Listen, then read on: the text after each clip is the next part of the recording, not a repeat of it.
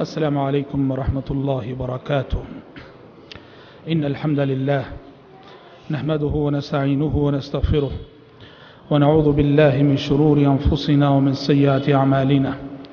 من يهده الله فلا مضل له ومن يضلل فلا هادي له، وأشهد أن لا إله إلا الله وحده لا شريك له، وأشهد أن محمدا عبده ورسوله. يا أيها الذين آمنوا اتقوا الله حق تقاته ولا تموتن إلا وأنتم مسلمون.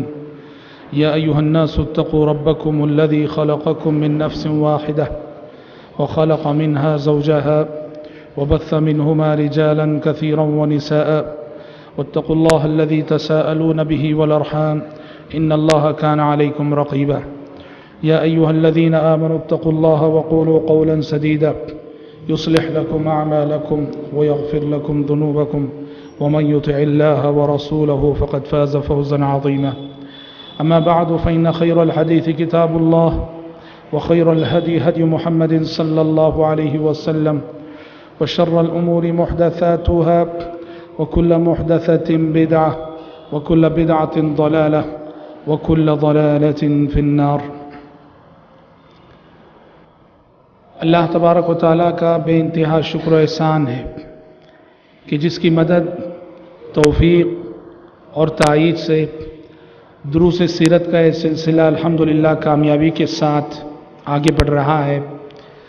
کل کے درس میں ہم نے آپ کے سامنے اس حقیقت کو واضح کیا تھا اور اس موضوع پر روشنی ڈالی تھی کہ جب نبی کریم صلی اللہ علیہ وسلم نے لوگوں کو شرک سے منع کرتے ہوئے، بت پرستی سے روکتے ہوئے توحید کی دعوت دی، تو مشرکین مکہ نے نبی کریم صلی اللہ علیہ وسلم کو، آپ صلی اللہ علیہ وسلم کے صحابہ کو اور پھر اسلام کے بڑھتے قافلے کو روکنے کے لیے کیا کیا منصوبہ بندیاں کی، کیا کیا پلاننگ کی، اس پر کل کے درس میں روشنی ڈالی گئی تھی اور بتایا گیا تھا کہ مکے کے کافروں نے ہر طرح سے کوشش کی پیارے نبی کو ٹینشن دینے کی، صحابہ کو ٹینشن دینے کی، اسلام کے بڑھتے قافلے کو روکنے کی. جو کچھ وہ کر سکتے تھے کر گزرے. ایک قدم انہوں نے یہ بھی اٹھایا کہ انہوں نے پیارے نبی کو فیملی پرابلم دینا چاہا. کل ہم نے بتایا کیا کیا اسلوب انہوں نے اپنائے. تو ایک حرکت مشرکین کی جانب سے یہ بھی ہوئی، انہوں نے چاہا کہ نبی کریم صلی اللہ علیہ وسلم کی ذاتی زندگی میں، پرسنل لائف میں ایسے پرابلمز پیدا کر دیے جائیں کہ نعوذ باللہ آپ صلی اللہ علیہ وسلم ان مسائل میں الجھ کر رہ جائیں، تبلیغ نہ کر سکیں. چنانچہ اس سلسلے میں کیا ہوا، ابو لہب جو اللہ کے نبی کا سگا چچا، ابو لہب نے اسلام سے پہلے ہمارے نبی کی 2 بیٹیوں کو اپنی بہو بنایا تھا. ابو لہب کے 2 بیٹے تھے، عتبہ اور عتیبہ. اسلام سے قبل پیارے نبی صلی اللہ علیہ وسلم کی 2 بیٹیاں رقیہ اور ام کلثوم رضی اللہ عنہما، بالترتیب ابو لہب نے اپنے دونوں فرزندوں عتبہ اور عتیبہ سے ان کا نکاح کروا دیا تھا. پیارے نبی کی 2 بیٹیاں رقیہ اور ام کلثوم رضی اللہ عنہما ابو لہب کی بہو تھیں. لیکن جب ابو لہب کی اسلام دشمنی بڑھتی گئی تو اس نے پیارے نبی کو فیملی پرابلم دینے کے لیے، آپ کی زندگی میں الجھنیں پیدا کرنے کے لیے، اس نے اپنے بچوں پہ دباؤ ڈالا کہ محمد کی دونوں بچیوں کو طلاق دو. بالآخر عتبہ اور عتیبہ نے اپنے باپ کے آگے مجبور ہو کر رقیہ اور ام کلثوم رضی اللہ عنہما کو طلاق دے دی. اور ان کی طلاق کے بعد یہ اعزاز عثمان بن عفان رضی اللہ عنہ کو ملا تھا کہ رقیہ اور ام کلثوم یہ دونوں بیک وقت، یعنی یہ دونوں عثمان بن عفان رضی اللہ عنہ کی زوجیت میں آئیں. ایک کی وفات کے بعد، ایک کے انتقال کے بعد، دوسری سے جو ہے حضرت عثمان بن عفان رضی اللہ عنہ نے نکاح کیا.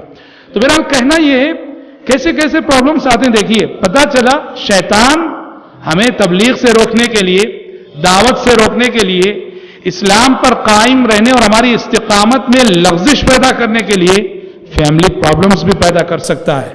ایک مسلمان کو، ایک مومن کو، ایک داعی کو، ایک مبلغ کو ہر طرح کے حالات کا مقابلہ کرنے اور ہر طرح کے چیلنجز کو فیس کرنے کے لیے ذہنی طور پہ تیار رہنا چاہیے. حضرات، یہ کافی ان کی چالیں تھیں، تدبیریں تھیں، پلاننگ تھی، منصوبہ بندیاں تھیں. جب ان تمام منصوبوں کے باوجود اسلام کا بڑھتا ہوا قافلہ نہیں رک رہا تھا تو بالآخر باطل اپنی روش پہ، پرانی روش پہ اترا. یہ بات یاد رکھنا، باطل کی عادت رہی ہے، باطل کا یہ شیوا رہا ہے ہمیشہ سے. جب وہ حق کا مقابلہ دلیلوں سے نہیں کر سکتا، حق کا جواب دلیل سے نہیں دے سکتا، تو وہ قوت آزمائی پہ اتر آتا ہے. سورہ شورى پڑھو. سورہ شورى میں آپ دیکھیں گے موسیٰ علیہ السلام نے فرعون کے آگے توحید کی ایسی دلائل پیش کی کہ فرعون تلملا اٹھا. موسیٰ علیہ السلام کی کسی دلیل کا جواب اس کے پاس نہ تھا، موسیٰ علیہ السلام کی کسی دلیل کا توڑ اس کے پاس نہ تھا. پاگل ہو گیا، اور پاگل ہو کے کیا کہا؟ قوت آزمائی پہ اترا. قال لئن اتخذت الہا غیری لاجعلنک من المسجونین. کہا کہ اے موسیٰ تیری کوئی دلیل میرے پاس نہیں چلے گی، اب اگر تو میرے علاوہ کسی کو معبود سمجھے تو میں تجھے جیل میں ڈال دوں گا، قید کر ڈالوں گا. یہ بات یاد رہے، یہ باطل کا شیوا رہا ہے کہ جب وہ حق کا مقابلہ دلیلوں سے نہیں کر سکتا ہے تو طاقت آزمائی پہ اتر آتا. اور مکے میں بھی یہی ہوا کہ جب ہر طرح سے ان کی ساری کوششیں ناکام ہوئیں تو مسلمانوں کو، صحابہ کو، نبی کریم صلی اللہ علیہ وسلم کو مشرکین مکہ جسمانی اذیتیں دینے پر اتر آئے. آپ صلی اللہ علیہ وسلم کو آپ کے صحابہ کے ساتھ مارا جانے لگا، پیٹا جانے لگا، طرح طرح کی اذیتیں دی جانے لگیں.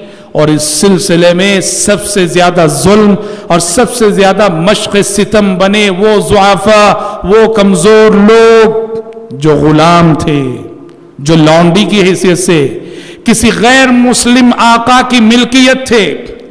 بہت سارے غلام، ابو جہل کے گھر میں اسلام داخل ہو گیا، ابو جہل کے غلام مسلمان ہو گئے. امیہ بن خلف جو نبی کا بڑا دشمن ہے اس کے گھر میں اسلام داخل ہو گیا، امیہ بن خلف کے غلام مسلمان ہو گئے. یہ جو کمزور طبقہ غلاموں کا، جن کے آقا کافروں کے بڑے بڑے سردار تھے، سب سے زیادہ ظلم ان پہ ہوا اور سب سے زیادہ مشق ستم ان کو بنایا گیا. اور آپ نے کتنے مرتبے سنا ہے، اور آپ نے ان کمزوروں کی مظلومیت کی داستانیں اور واقعات کو کتنے مرتبہ سنا ہے. یہ بلال حبشی رضی اللہ عنہ تھے، یہ بلال حبشی رضی اللہ عنہ تھے جو دشمن رسول امیہ بن خلف کے غلام تھے، مسلمان ہو گئے تھے. آقا کافر تھا، آقا کہتا تھا کہ اسلام چھوڑو، بلال کسی قیمت اسلام چھوڑنے کے لیے تیار نہیں. کیسے کیسے ستایا گیا.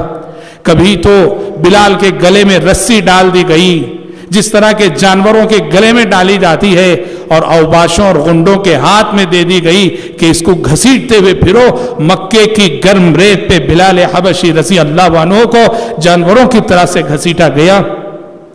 کبھی تو ایسا ہوا بلال حبشی رضی اللہ عنہ کو برہنہ کر کے، ننگا کر کے مکے کی گرم ریت پہ لٹا دیا گیا، اور پتھروں کی موٹی موٹی گرم سلیں ان کے سینے پہ لا کے رکھ دی گئی، اور کہا جانے لگا کہ بلال اسلام چھوڑو ورنہ اس طرح سے تکلیف دیتے دیتے تمہاری جان نکال دیں گے.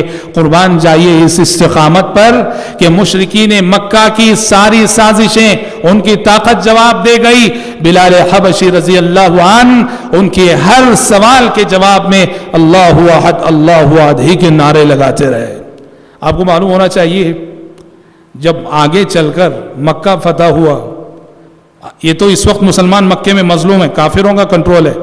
مدینہ جانے کے بعد جب مسلمان مکے میں فاتحانہ شان سے داخل ہوئے، مکہ فتح ہوا اور خانہ کعبہ پر مسلمانوں کا کنٹرول ہوا، تو نبی کریم صلی اللہ علیہ وسلم نے کیا کیا؟ جیسے ہی خانہ کعبہ پہ کنٹرول ہوا، آپ نے کہا بلال کہاں ہے؟ لوگوں نے کہا کہ یہاں ہے. کہا کہ بلال کھڑے ہو جاؤ خانہ کعبہ پہ، اور مکے کی تاریخ کی پہلی اذان دو۔ بلال حبشی رضی اللہ عنہ فتح مکہ کے موقع پر خانہ کعبہ پہ کھڑے ہو کر انہوں نے مکے کی تاریخ کی پہلی اذان دی۔ آپ کو معلوم ہے مکہ فتح ہونے کے فوراً بعد ہی پہلی اذان کے لیے بلال حبشی کا سلیکشن کیوں ہوا، جبکہ اللہ کے نبی کے اور بھی غلام تھے، اور بھی مؤذن تھے، پیارے نبی کے اور بھی، عبداللہ بن ام مکتوم بھی اذان دیا کرتے تھے، حضرت ابو محذورہ بھی اذان دیا، مؤذن کئی تھے، لیکن اس وقت بلال حبشی ہی کا انتخاب کیوں ہوا؟ مکہ فتح ہونے کے بعد مکے کی پہلی اذان کے لیے بلال حبشی کا سلیکشن اور انتخاب اس لیے ہوا تھا کہ پیارے نبی نے گویا یہ میسج دینا چاہا کہ جس وقت مکے میں اللہ اکبر اور اللہ احد کہنے کا مطلب اپنی موت کو دعوت دینا تھا، جس وقت اللہ احد کہنے اور اللہ اکبر کہنے کا مطلب اپنی موت کو دعوت دینا تھا، اس وقت بلال حبشی نے اللہ اکبر کے نعرے بلند کیے تھے اس سرزمین مکہ میں۔ تو آج امن کے ایام میں بھی اللہ اکبر کے نعرے بلند کرنے کا حق بھی انہی بلال حبشی کو حاصل ہے۔ بلال حبشی، اور ادھر سبحان اللہ مردوں کی بات نہیں، صرف خواتین، عورتیں، لونڈیاں، اور وہ بھی کس کی لونڈی؟ عمر بن خطاب رضی اللہ عنہ، جو اسلام قبول کرنے سے پہلے پیارے نبی کے بہت بڑے دشمن تھے۔ عمر بن خطاب کی لونڈی زنیرہ رضی اللہ عنہا، عمر بن خطاب اپنی اس لونڈی کو اتنا مارتے اتنا پیٹتے کہ بہادر عمر کی قوت جواب دے جاتی، مگر اس لونڈی کے حوصلوں کو وہ شکست نہ دے سکتے تھے۔ مارتے وہ تھک جاتے، پر یہ لونڈی مار کھا کے نہ تھکتی، اور عمر کہتے کہ ذرا تھوڑا میں آرام کر لوں پھر تمہیں پیٹوں گا۔ زنیرہ رضی اللہ عنہ برداشت کرتی رہیں، روتے روتے آنکھوں کی بینائی چلی گئی، اللہ سے مانگا، اللہ سے دعا کی، کہا پروردگارا یہ کافر مجھے تانا دیں گے کہ اسلام لانے کی وجہ سے بینائی گئی ہے، پروردگارا میری بینائی لوٹا دے۔ رب العالمین نے حضرت زنیرہ کی بینائی لوٹا دی رضی اللہ عنہ وارضا۔ اور حضرات یہ تو افراد تھے جنہیں اکیلے ستایا جا رہا تھا۔ مکے کے کمزوروں، ضعفاء، غلاموں، لونڈیوں کی بات کی جائے، ایک آزمائش وہ تھی، ایک امتحان وہ تھا جس امتحان سے حضرت یاسر کا خاندان گزارا جا رہا تھا۔ اجتماعی آزمائش، اجتماعی امتحان، اجتماعی تکلیف۔ یہ کون ہیں؟ یہ یاسر ہیں، ان کی بیوی سمیہ ہیں، اور ان کے فرزند عمار ہیں۔ عمار بن یاسر اور ان کے والد یاسر اور ان کی ماں سمیہ ابو جہل کی ملکیت میں تھے، تینوں مسلمان ہو گئے تھے۔ ابو جہل ان تینوں کو مارا کرتا تھا، پیٹا کرتا تھا، ستایا کرتا تھا۔ پیارے نبی گزرتے تھے وہاں سے، بڑی بے بسی، آپ بھی بے بس تھے اس وقت، کچھ نہیں کر سکتے تھے۔ پیارے نبی انہیں تسلی دیتے ہوئے کہتے صبرن یا آل یاسر، صبرن یا آل یاسر فإن موعدکم الجنہ، اے یاسر کے گھر والے صبر کرو، جنت تمہارا انتظار کر رہی ہے، صبر کرو، جنت تمہارا انتظار کر رہی ہے۔ اور حضرات اللہ اکبر، یہ غور کرنے کی بات ہے، آدمی کو تنہا مارا جائے، آدمی کو تنہا پیٹا جائے تو اس کو اتنی تکلیف نہیں ہوتی ہوگی۔ آل یاسر پہ جو گزر رہا تھا وہ کیا تھا؟ ایک تو جسمانی عذاب کہ ان کے جسموں کو مارا جا رہا تھا، پیٹا جا رہا تھا، اور اس جسمانی عذاب سے بڑھ کر نفسیاتی عذاب۔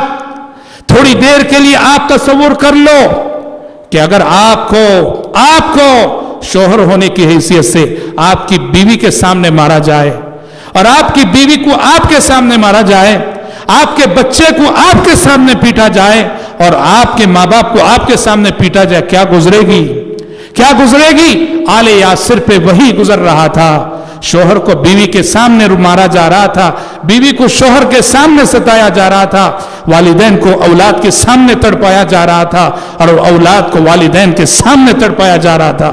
قربان جائیے ان صحابہ پر، اللہ اکبر، اللہ اکبر۔ یہ آل یاسر کے لیے اعزاز کی بات ہے، آل یاسر کے لیے اعزاز کی بات ہے کہ اس خاندان نے ایسے استقامت دکھائی کہ دشمن رسول ابو جہل نے حضرت سمیہ کو ایک نیزہ مارا اور ایک چیخ نکلی، شہید ہو گئی۔ بڑا مشہور واقعہ ہے، گویا اسلامی تاریخ کی سب سے پہلی شہید خاتون، اسلامی تاریخ میں اسلام کے لیے سب سے پہلے جان دینے والی ایک خاتون تھی۔ حضرت سمیہ نے اپنی استقامت کے ذریعے سے اللہ کی خاطر جان دے کر، اور سب سے پہلے جان دے کر قیامت تک آنے والی مومن مسلمانوں کے سروں پر اعزاز کا ایک تاج رکھ دیا کہ اسلام کی خاطر مردوں سے پہلے ایک عورت نے خون بہایا ہے، اسلام کی خاطر مردوں سے پہلے ایک عورت نے جان دی ہے۔ حضرات، طرح طرح کی اذیتیں، ہوا یہ کہ جو اذیتیں دی جا رہی تھیں ان میں بعض کے ساتھ ایسا ہوا کہ بعض جو جسمانی اعتبار سے کمزور تھے، ایسے غلاموں پر مشرکین مکہ نے دباؤ ڈالا، پریشر ڈالا اور کہا کہ کفر کرو، کفریہ کلمات کرو ورنہ ہم تمہیں ماریں گے۔ اب وہ تکلیف کو برداشت نہ کر سکے، بعض غلاموں کے ساتھ ایسا ہوا وہ تکلیف کو برداشت نہ کر سکے، تکلیف برداشت نہ ہو سکی، اور زبردستی جو انہوں نے مشرکین نے کی، زبردستی میں ان کی زبان سے کفریہ کلمات نکل گئے، زبردستی ان کی زبان سے شرکیہ کلمات نکل گئے۔ بہت پریشان ہوئے یہ کمزور مسلمان، جن میں سے بعض کی زبانی مشرکین زبردستی کفریہ کلمات نکلوانے میں کامیاب ہو گئے۔ کیا ہم کافر ہو گئے کیا ہم مشرک ہو گئے کیا؟ آسمان سے فوراً وحی آ گئی، سورہ نحل 14 پارے کی آیت، من کفر باللہ من بعد ایمانہ الا من اکرہ وقلبہ مطمئن بالایمان ولکن من شرح بالکفر صدرا فعلیہم غضب من اللہ۔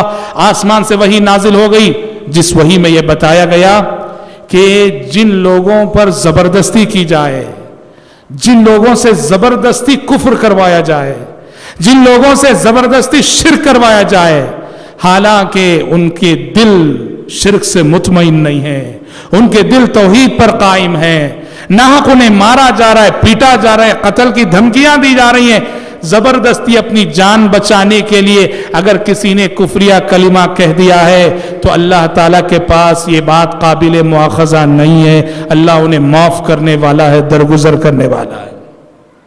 لیکن یہ چند صحابہ تھے، ورنہ بیشتر صحابہ تو ایسے تھے کہ جن کے آگے مشرکین کی طاقت اور جواب دے گئی تھی، وہ ان کے حوصلوں کو شکست نہ دے سکے، انہوں نے ہر طرح کی اذیتیں برداشت کی اور اللہ وحد کے نعرے لگاتے رہے۔ اور یہاں حضرات ابو بکر صدیق رضی اللہ عنہ کی ایک منقبت یہاں بھی نظر آتی ہے، جب ان ضعیفوں کو، ان کمزوروں کو، ان غلاموں کو، ان لونڈیوں کو مارا جا رہا تھا، پیٹا جا رہا تھا، ابو بکر صدیق نے اس وقت اپنی دولت ان غلاموں کو آزاد کرنے کے لیے وقف کر دی۔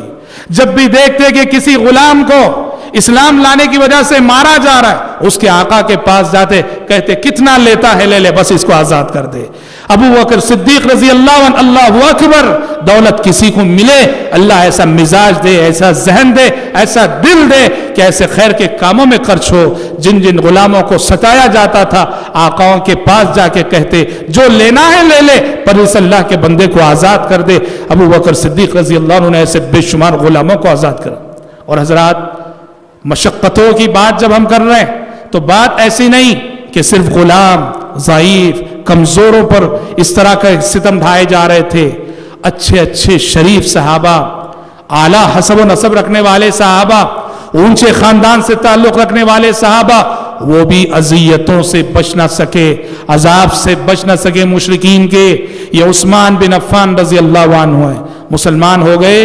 ان کا چچا حصیر میں لپیٹ دیا کرتا تھا، حصیر کے اندر لپیٹ کر حصیر کو لٹکا دیا کرتا اور نیچے آگ جلا کر آگ کا دھواں دیا کرتا تھا عثمان بن عفان رضی اللہ عنہ۔ ارے غیر اور تو اور خود پیارے نبی محمد صلی اللہ علیہ وسلم کے ساتھ ان جاہلوں نے کیا نہیں کیا۔ صلوات اللہ وسلام علیہ، پیارے نبی صلی اللہ علیہ وسلم خانہ کعبہ میں نماز پڑھ رہے ہیں، خانہ کعبہ میں نماز پڑھ رہے ہیں۔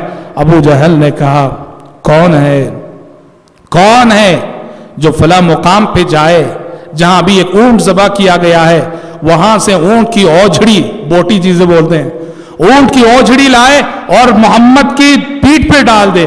عقبہ بن ابی معیط، یہ بھی دشمن رسول تھا، وہ بھاگا گیا، وہ اونٹ کی اوجھڑی لایا، پیارے نبی صلی اللہ علیہ وسلم سجدے میں جیسے ہی گئے اس نے آپ صلی اللہ علیہ وسلم کی پیٹھ پہ ڈال دی۔ اونٹ کی بوٹی آپ نے دیکھو کتنی بڑی رہتی ہے، پیارے نبی اٹھ نہ سکے، سجدے میں ویسے ہی پڑے کے پڑے رہ گئے۔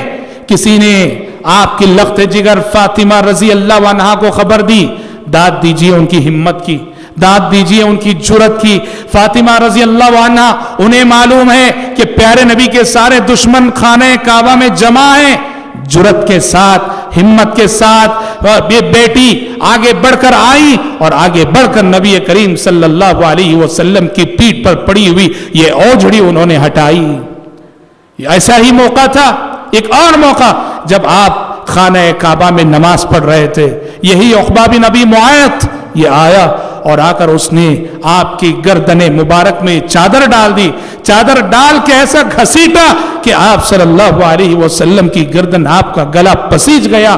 ابو بکر آئے، ابو بکر نے ہٹایا اور کہا تقتلون رجلا یقول ربی اللہ، کیا اللہ کے نبی کو اس لیے ستا رہے ہو، مار رہے ہو، تکلیف دے رہے ہو کہ آپ اللہ الہ واحد کی طرف بلاتے ہیں؟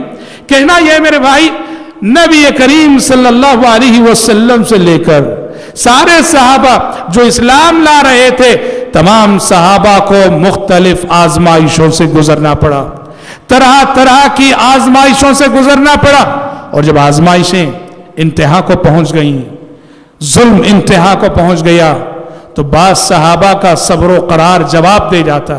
خباب بن ارت رضی اللہ عنہ پیارے نبی کی خدمت میں آئے، پیارے نبی کی خدمت میں آئے اور آ کے کہا الا تستنصر لنا الا تدعو لنا، کہا کہ اللہ کے نبی، اللہ کی مدد کب آئے گی، اللہ کی مدد کب آئے گی؟ مشرکین کے ظلم کی حد ہو گئی، مشرکین کی ستم کی حد ہو گئی، متی نصر اللہ، اللہ کی مدد کب آئے گی؟ پیارے نبی جو لیٹے ہوئے تھے اٹھ کر بیٹھ گئے اور آپ نے کہا کہ خباب، اتنا جلد تمہارا صبر جواب دے گیا کیا؟ اتنا جلد بے صبرے ہو گئے؟ حالانکہ ابھی تم پر ویسی آزمائشیں نہیں آئی جو آزمائشیں تم سے پہلے گزری امتوں کے ایمان والوں پر آئی تھی، کہ تم سے پہلے گزرے لوگوں کے ساتھ ایسا ہوا کہ ایمان لانے کی وجہ سے کسی کو آرے سے اسی طرح چیر کر دو ٹکڑے کر دیا گیا جس طرح لکڑی چیری جاتی ہے، پر انہوں نے ایمان کو نہیں چھوڑا۔ ان میں سے کسی کے ساتھ ایسا ہوا کہ لوہے کی کنگھیوں سے ان کے جسم کے گوشت کو ادھیڑ دیا گیا، تب بھی انہوں نے ایمان کا راستہ نہیں چھوڑا۔ کہا خباب، ایسی آزمائشیں تو ابھی تم تک نہیں آئی۔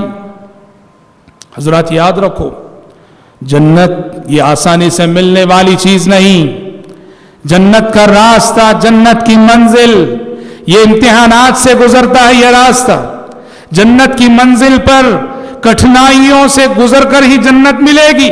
حفت الجنت بالمکارہ، حدیث رسول کہتی ہے حفت الجنت بالمکارہ، جنت ناپسندیدہ باتوں سے گھیر دی گئی ہے، جنت مشقتوں سے گھیر دی گئی ہے، جنت تکلیفوں سے گھیر دی گئی ہے۔ جنت پانا ہو اس زندگی میں تکلیفوں کو برداشت کرنا پڑے گا، جنت پانا ہو اس زندگی میں مشقتوں کو برداشت کرنا پڑے گا، جنت پانا ہو اس زندگی میں اللہ کے راستے میں جو بھی آزمائشیں آتی ہیں خوشی خوشی ان آزمائشوں کو فیس کرنا پڑے گا۔ قرآن کہتا ہے ام حسبتم ان تدخلوا الجنہ ولما يأتكم مثل الذين خلوا من قبلكم مستهم البأساء والضراء والزلزلوا حتى يقول الرسول والذين آمنوا معه متى نصر الله الا ان نصر الله قریب۔ قرآن کہتا ہے کیا سمجھتے ہو کہ جنت آسانی سے مل جائے گی تم کو؟ جنت سمجھتے ہو آرام سے مل جائے گی؟ حالانکہ ابھی تم پر وہ آزمائشیں نہیں آئی جو آزمائشیں تم سے پہلے گزری امتوں پہ آئی تھیں۔ انہیں فقر و فاقہ لاحق ہوا، انہیں غربت لاحق ہوئی، انہیں تکلیفیں لاحق ہوئی، اور وہ اس طرح جھنجھوڑ دیے گئے کہ رسول بھی اور رسول کے ساتھی بھی کہنے لگتے متی نصر اللہ، اللہ کی مدد کب آئے گی، اللہ کی مدد کب آئے گی؟ جواب دیا جاتا الا ان نصر اللہ قریب، الا ان نصر اللہ قریب، کہ اے مدد کے منتظر صحابیوں، اللہ کی مدد بہت قریب ہے، اللہ کی نصرت یاد رکھنا، اللہ کی مدد ایسے ہی نہیں آتی، اللہ کی مدد بہت انتظار کے بعد آتی ہے، اللہ کی مدد آپ کے صبر کا امتحان لینے کے بعد آتی ہے، اللہ کی مدد آپ کی بندگی کا امتحان لینے کے بعد آتی ہے۔ الا ان نصر اللہ قریب، جب رسول کی زبانی، صحابہ کی زبانی متی نصر اللہ، اللہ کی مدد کب آئے گی، یہ جملہ آتا تو جواب دیا جاتا الا ان نصر اللہ قریب۔ حضرات، جب مکے میں تکلیفیں بڑھ گئیں، اذیتیں بڑھ گئیں، تو ظاہر بات ہے کہ جو لوگ آئے دن مسلمان ہو رہے تھے، پیارے نبی نے یہ سوچا ان کے ساتھ جمع ہونے کے لیے، جو نو مسلم اسلام میں آ رہے ہیں ان کے ساتھ مل بیٹھنے کے لیے کوئی جگہ چاہیے۔ چنانچہ پیارے نبی نے مکے میں یہ گھر، جو مشہور صحابی ارقم بن ابی الارقم کا گھر تھا، ارقم بن ابی الارقم کے گھر کو نبی کریم صلی اللہ علیہ وسلم نے مکے میں ایک دعوت سینٹر کے طور پر اپنا لیا۔ دار ارقم کے نام سے جانا جاتا یہ مرکز، دار ارقم حضرت ارقم بن ابی الارقم کا مکان تھا۔ پیارے نبی اس گھر کے اندر جمع ہوتے تھے، مسلمانوں کے ساتھ، صحابہ کے ساتھ مشورے کرتے تھے، میٹنگیں ہوتی تھیں، اور جو بھی نو مسلم اسلام میں آ رہے تھے ان کی تربیت اس گھر میں ہو رہی تھی۔ گویا ہم یہ کہہ سکتے ہیں آج جو ہم عالم اسلام میں دیکھتے ہیں، ایک تو مسجد ہے، مسجد کے علاوہ یہ جو دعوت سینٹرز قائم ہوتے ہیں، جی ہاں ہر شہر میں الحمدللہ دعوت سینٹرز قائم ہیں، اس کی بنیاد یہ دار ارقم ہے۔ کہو یوں کہہ سکتے ہیں ہم کہ اسلامی تاریخ کا پہلا دعوتی مرکز دار ارقم ہے، اسلامی تاریخ کا پہلا دعوت سینٹر دار ارقم ہے۔ پیارے نبی نے پہلے سینٹر بنایا اور بعد میں مسجد بنائی۔ سینٹر آپ نے مکے میں بنایا، مسجد آپ نے مدینے میں بنائی، کیونکہ مکے کے حالات میں آپ مسجد نہیں بنا سکتے تھے، اس لیے آپ نے سینٹر بنایا۔ اس لیے الحمدللہ آپ دیکھ رہے ہیں کہ آج عالم اسلام میں اس طرح کی جو دعوت سینٹرز قائم ہوئے ہیں، ان سے کتنا خیر کا کام ہو رہا ہے۔ تو اسلامی تاریخ کا پہلا دعوت سینٹر جو ہے وہ دار ارقم ہے، جہاں پیارے نبی جو اسلام میں آنے والے صحابہ کی تربیت کرتے تھے اور ان کے ساتھ مل بیٹھتے۔ حضرات، جب مکے میں تکلیفیں بہت بڑھ گئی، بہت زیادہ ستایا جانے لگا، بہت زیادہ پریشان کیا جانے لگا، سرزمین مکہ مسلمانوں کے لیے تنگ ہو گئی، تو پیارے نبی صلی اللہ علیہ وسلم نے صحابہ کو ایک مشورہ دیا۔ کیا مشورہ دیا؟ آپ نے کہا کہ بہتر ہے مکہ چھوڑ کر یہاں سے ہجرت کر جاؤ، اور آپ نے خود مشورہ دیا کہ میرا مشورہ ہے حبشہ چلے جاؤ، حبشہ چلے جاؤ، وہاں کا بادشاہ انصاف پسند بادشاہ ہے، وہ کسی پہ ظلم نہیں کرتا۔ پیارے نبی کے اس مشورے کو قبول کر کے سن 5 نبوت میں پہلے 16 صحابہ نے ہجرت کی، 12 مرد اور 4 عورتیں، پہلا قافلہ سمندر کے راستے سے مکہ چھوڑ کر وہ جو ہے حبشہ گئے، اور ان جانے والوں میں خود آپ صلی اللہ علیہ وسلم کی بیٹی اور آپ کے داماد عثمان بن عفان رضی اللہ عنہ بھی تھے۔ عثمان بن عفان رضی اللہ عنہ اور ان کی اہلیہ رقیہ، یہ دونوں تھی۔ پیارے نبی نے کہا تھا اس وقت کہ حضرت ابراہیم علیہ السلام اور لوط علیہ السلام کے بعد تاریخ کا یہ پہلا جوڑا ہے جو اللہ کے راستے میں ہجرت کر رہا ہے۔ پہلے تو 16 صحابہ، 12 مرد اور 4 خواتین، اور اس کے چند دنوں بعد اور یہ قافلہ جس میں تقریباً 83 مرد، 80 پر 3 مرد اور 19 صحابیات۔ حضرات، یہ جو حبشہ کی ہجرت ہوئی 2 مرتبے سن 5 نبوت میں، اس سے 2-3 اہم باتیں معلوم ہوتی ہیں۔ کیا باتیں معلوم ہوتی ہیں؟ سب سے پہلی بات یہ معلوم ہوتی ہے کہ دعوت و تبلیغ کی زندگی میں، مومنانہ زندگی جب ہم گزارنا چاہیں گے تو ہماری زندگی میں ہجرت کا مرحلہ بھی آ سکتا ہے۔ ہجرت کب کرتے ہیں؟ ایک ایسے شہر میں ہم ہیں، ایک ایسے ملک میں ہم ہیں، ایک ایسے محلے میں ہم ہیں جہاں ہمارا دین محفوظ نہیں ہے، ہمارے دین کے لیے خطرہ ہے، ہماری ایمان کے لیے خطرہ ہے، ہمارے عقیدے کے لیے خطرہ ہے، آزادی کے ساتھ ہم اللہ کی عبادت نہیں کر سکتے، تو شریعت کہتی ہے ایسے محلے کو چھوڑ دو، ایسی بستی کو چھوڑ دو، ایسے ملک کو چھوڑ دو، اور چھوڑ کر کسی ایسے مقام پہ جاؤ جہاں آزادی کے ساتھ اللہ کی عبادت کر سکو، جہاں تمہارے دین و ایمان کی حفاظت کی ضمانت ہو۔ ہجرت یہ قیامت تک باقی ہے۔ پیارے نبی نے کہا جب تک قیامت نہیں آ جاتی اور توبے کا دروازہ جب تک بند نہیں ہوتا تب تک ہجرت کا دروازہ کھلا رہے گا۔ تو ایک مومن کو اپنے ایمان اور اپنے عقیدے کو بچانے کے لیے، اور خصوصاً دعوت و تبلیغ سے جو لوگ ریلیٹڈ رہتے ہیں، داعی اور مبلغین، دعات اور مبلغین کی زندگی میں ہجرت کا مرحلہ ضرور آتا ہے۔ علامہ البانی رحمۃ اللہ علیہ کی زندگی کو پڑھو، انہوں نے کہا پہلے البانیہ سے سیریا ہجرت کی، سیریا کے ایک شہر سے پھر دوسرے شہر ہجرت کی۔ سمجھ رہے ہیں، اللہ والوں کو ستایا جاتا ہے، پریشان کیا جاتا ہے تو وہ ہجرت کرنے پہ مجبور ہوتے ہیں۔ ایک مومن کی زندگی میں ہجرت کا مرحلہ آ سکتا ہے، مومن کو ذہنی طور پہ تیار رہنا چاہیے۔ پہلی بات یہ معلوم ہے۔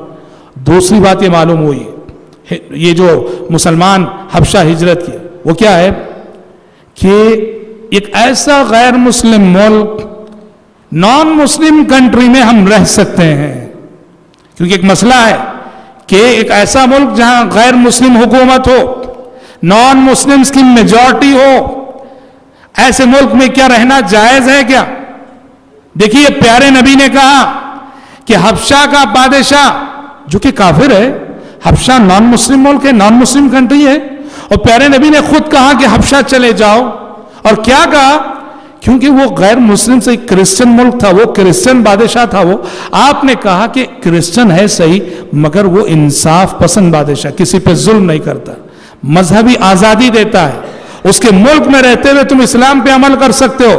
اسی لیے صحابہ گئے حبشہ اور وہاں قیام کیا صحابہ نے، پتا چلا ایسا غیر مسلم ملک، ایسا غیر مسلم ملک، ایسی غیر مسلم گورنمنٹ جو ہمیں ہمارا مذہبی حق دیتی ہے، اذان دینے کا حق، مسجد بنانے کا حق، نماز قائم کرنے کا حق، جماعت قائم کرنے کا حق، جو ہمارا دین پر عمل کرنے کی آزادی جو حکومت ہمیں دیتی ہے غیر مسلم، وہاں رہنے کی اجازت بالکل ہے، وہاں بالکل رہا جا سکتا ہے۔ اسی لیے پیارے نبی نے خود کہا حبشہ چلے جاؤ کہ وہ بادشاہ کسی پہ ظلم نہیں کرتا۔ اور تیسرا پوائنٹ، حبشہ کی ہجرت سے جو تیسرا نقطہ معلوم ہوتا ہے وہ یہ ہے کہ دعوت و تبلیغ کے لیے بات یاد رہے کہ دعوت و تبلیغ کا کام کبھی رکنا نہیں چاہیے۔ اگر ایک فیلڈ میں کچھ مشکلات آ رہی ہیں، وہاں کام کو روکا جا رہا ہے تو دوسری جگہ شروع کر دینا چاہیے، دوسری جگہ روکا جا رہا ہے تیسری جگہ شروع کر دینا چاہیے، یہ کام کبھی نہیں رکنا چاہیے۔ ہاں حالات اگر سازگار نہیں، فیلڈ بدل لو، جگہ بدل لو، محلہ بدل لو، لیکن دعوت کا کام کبھی رکنا نہیں چاہیے۔ اسی لیے پیارے نبی نے کہا حبشہ چلے جاؤ اور وہاں جا کر آزادی کے ساتھ تم جو ہے اللہ تبارک و تعالیٰ کی عبادت کر سکتے ہو۔ حضرات، مسلمان جب حبشہ گئے اور حبشہ میں جو ہے اطمینان کے ساتھ رہنے لگے، مشرکین مکہ سے دیکھا نہ گیا، انہوں نے یہ سازش کی کہ مسلمانوں کو وہاں سے نکلوانا چاہیے۔ تو انہوں نے کیا کہ ان کو پتا چلا کہ نجاشی کو چمڑا بہت پسند ہے، چمڑے کی چیزیں بہت پسند ہے، انہوں نے قیمتی چمڑے کی قیمتی چیزیں بنائیں، اور عمرو بن العاص جو اس وقت تک مسلمان نہیں ہوتے، آگے چل کے تو صحابی بنے، اس وقت ابھی وہ کافر تھے، عمرو بن العاص کی قیادت میں ایک وفد حبشہ بھیجا، اور اس وفد نے جا کر پوری کوشش کی بادشاہ نجاشی کے پاس شکایت کر کے کسی طرح سے مسلمانوں کو یہاں سے نکالا جائے۔ بہت سارے الزامات دیے انہوں نے، یا ایسے لوگ ہیں یا ایسے لوگ ہیں، سمجھ رہے ہیں، بہت سارے الزامات دیے۔ نجاشی کے بارے میں تو پیارے نے بھی بتا چکے، وہ انصاف پسند بادشاہ، وہ ون سائڈ سن کے فیصلہ کرنے والا نہیں تھا۔ نجاشی نے ان کی باتیں سنی، مسلمانوں کو بلایا، مسلمانوں کو بلا کے پوچھا تمہارے بارے میں کیا رپورٹ کر رہی ہیں کہ تم ظالم ہو، رشتہ داری میں پھوٹ ڈالنے والے ہو، نفرتیں پھیلانے والے ہو، باغی لوگ ہو، باغی جماعت ہو، بہت کچھ۔ مسلمانوں نے اپنی جانب سے بات کرنے کے لیے جعفر بن ابی طالب کو آگے بڑھایا، نبی کریم صلی اللہ علیہ وسلم کے چچا زاد بھائی۔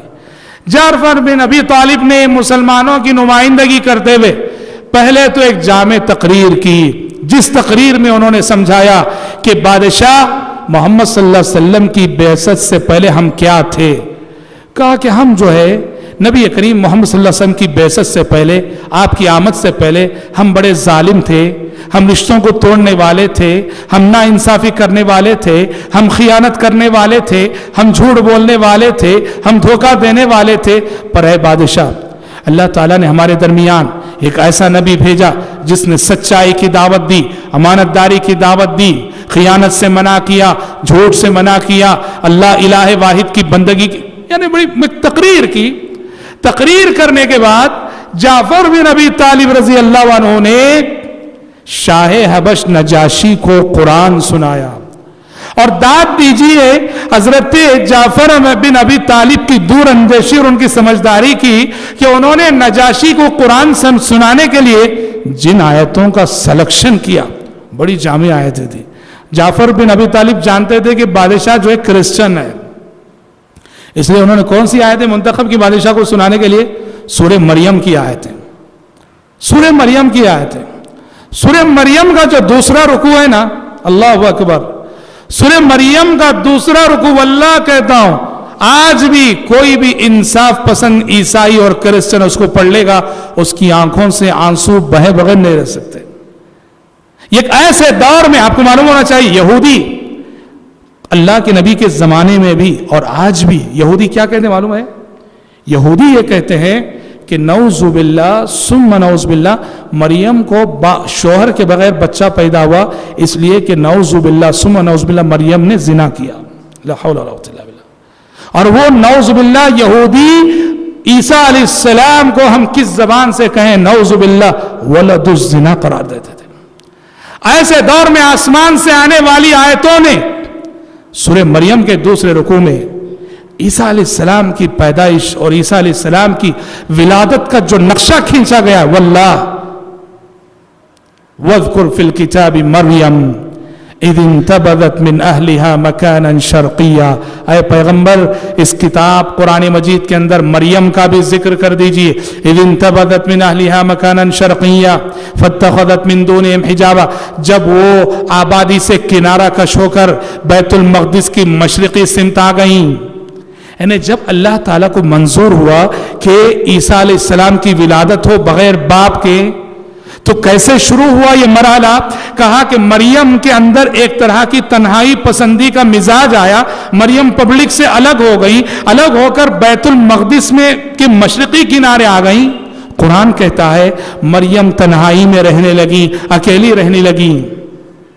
فَأَرْسَلْنَا إِلَيْهَا رُوحَنَا فَتَمَثَّلَ لَهَا بَشَرًا سَوِيًّا، مریم جب تنہائی میں تھی تو ہم نے روح الامین کو ان کے پاس بھیجا، امین کو ان کے پاس بھیجا، فتمثل لها بشرا سویا، جبریل امین گئے مریم کے پاس، خوبصورت صحت مند نوجوان کی شکل میں گئے۔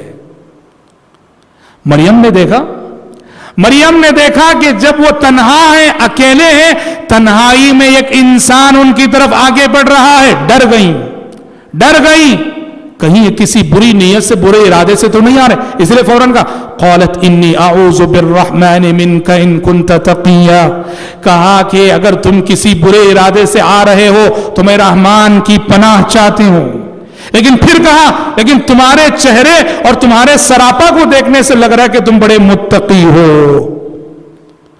جبریل امین نے کہا قال انما انا رسول ربک لیہب لک غلاما زکیا، جبریل امین نے کہا میں بشر نہیں، میں انسان نہیں، میں تمہارے رب کا بھیجا ہوا فرشتہ ہوں، اور اس لیے آیا ہوں کہ تمہارے رب کے حکم سے تمہیں ایک پاکیزہ اولاد عطا کروں۔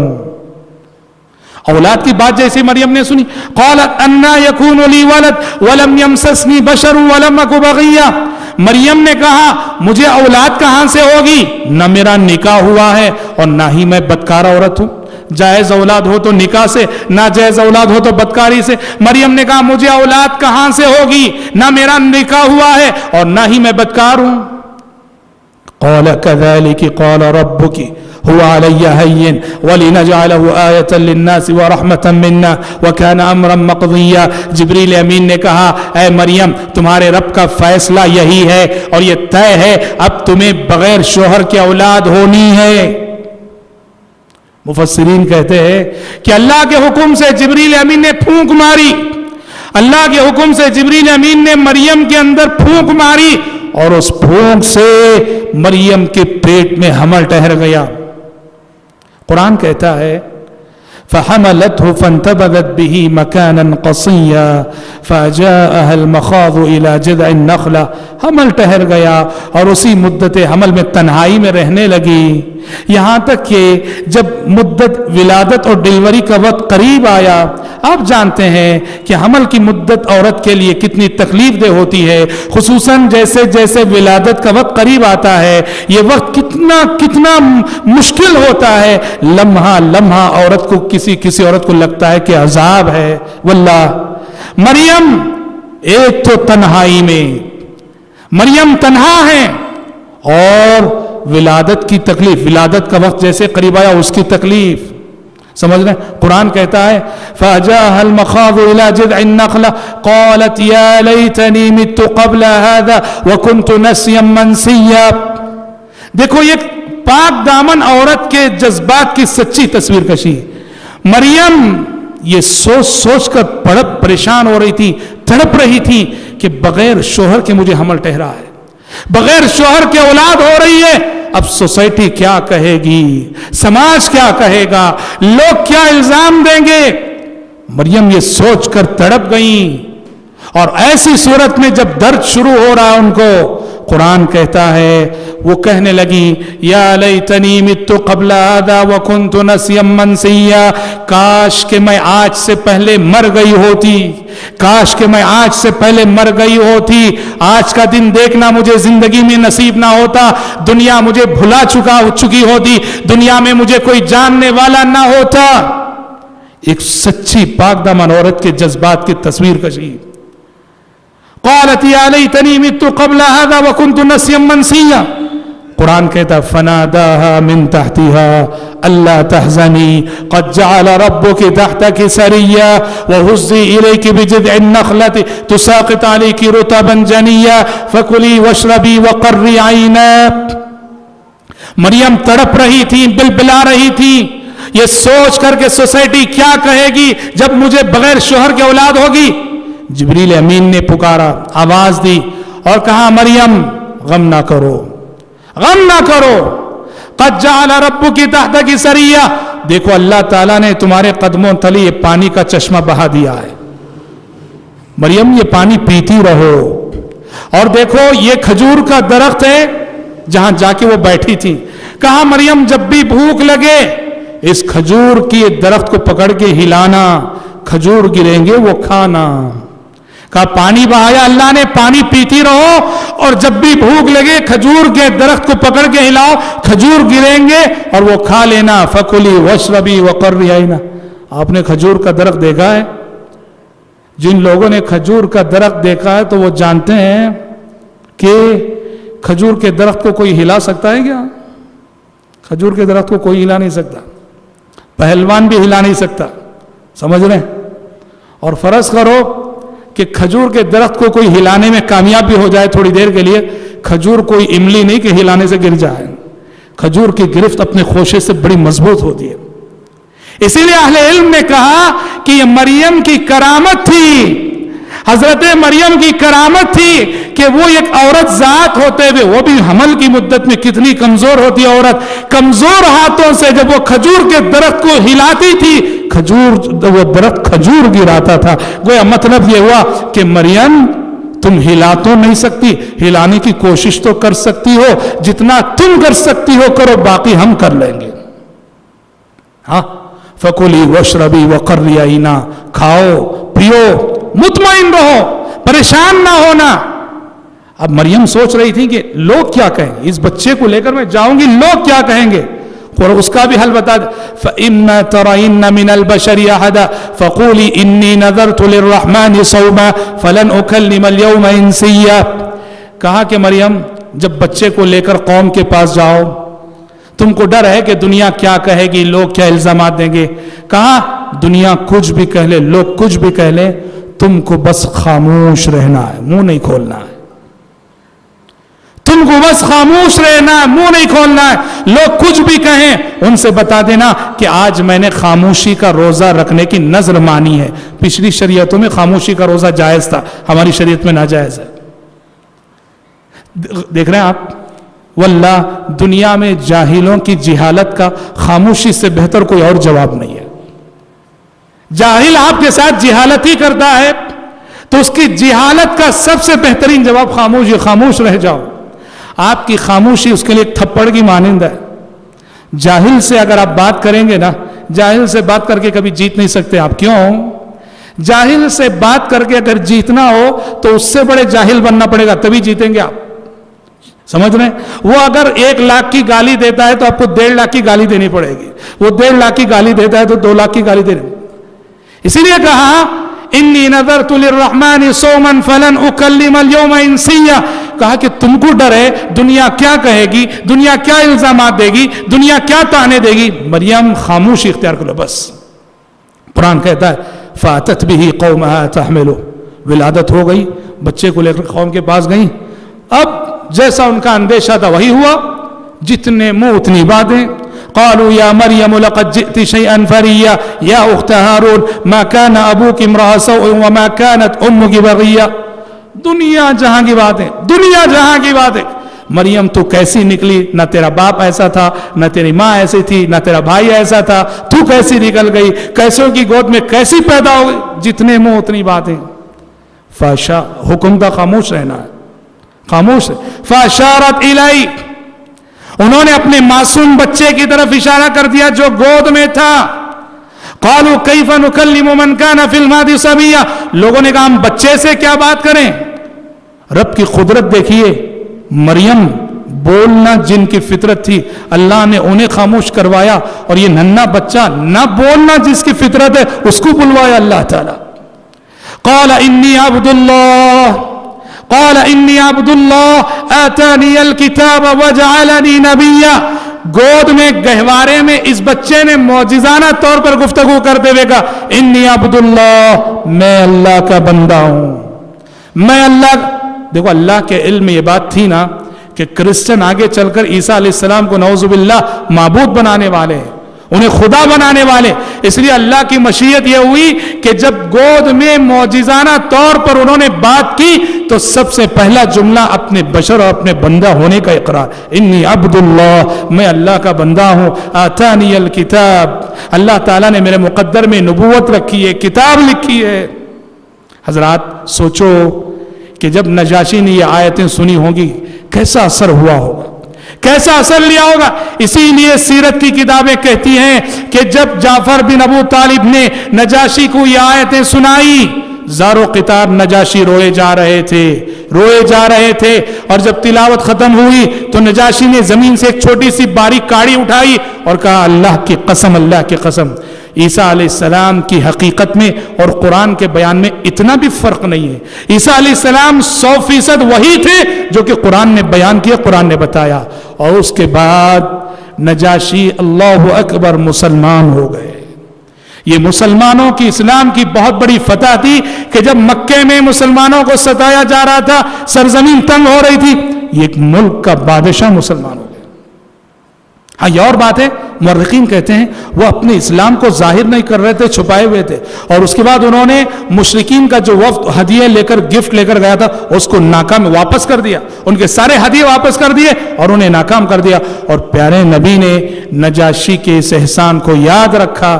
جب آپ مدینے میں تھے تو ادھر نجاشی کا انتقال ہوا, مدینے میں تھے اور نجاشی کا انتقال ہوا تو پیارے نبی نے صحابہ کو لے کر ان کی غائبانہ نماز جنازہ ادا کی تھی. اللہ اکبر. هل جزاء الاحسان الا الاحسان, احسان کا بدلہ احسان کے سوا اور کیا ہو سکتا ہے. اور یہ اعزاز, یہ عزت صرف نجاشی کو ملی. پوری عہد نبوت میں نجاشی وہ اکیلی میت ہے کہ جن کی غائبانہ نماز جنازہ پیارے نبی نے ادا کی. کسی اور صحابی کی غائبانہ نماز جنازہ پیارے نبی نے نہیں پڑھی, اکیلی نجاشی کی. ان کو ایک اعزاز دیا, ان کو عزت بخشی, انہوں نے جو اسلام کے لیے اتنی بڑی قربانی دی, مسلمانوں کو پناہ دی. تو اس طرح حضرات مسلمانوں کی ہجرت یہ مکی زندگی کا ایک اہم واقعہ. اور پھر حبشہ میں نجاشی کا اسلام لانا یہ بہت بڑی فتح تھی، بہت بڑی جیت تھی اسلام کی۔ آگے کیا ہوا؟ حضرت حمزہ کا اسلام لانا، اور سب سے بڑھ کر حضرت عمر کا اسلام لانا، اور حضرت عمر کے اسلام لانے سے مکے میں مسلمانوں کی جو پوزیشن تھی اس میں کیا تبدیلی آئی ہے۔ پھر اس کے بعد شیب ابی طالب کا سماجی بیکاٹ جو مشرکین مکہ نے کیا، اور ابو طالب کی وفات، خدیجہ رضی اللہ عنہ کی وفات، یہ سارے واقعات انشاءاللہ ہم آنے والے کل کے درس میں سنیں گے۔ رب العالمین سے دعا ہے کہ اللہ تعالی ہم سب کو، آپ سب کو سیرت رسول کو زندگی میں نمونہ بنا کر سیرت رسول کی تعلیمات کو اپنی عملی زندگی میں نافذ کرنے کی توفیق عطا فرمائے۔ آمین۔ وآخر دعوانا ان الحمد للہ رب العالمین۔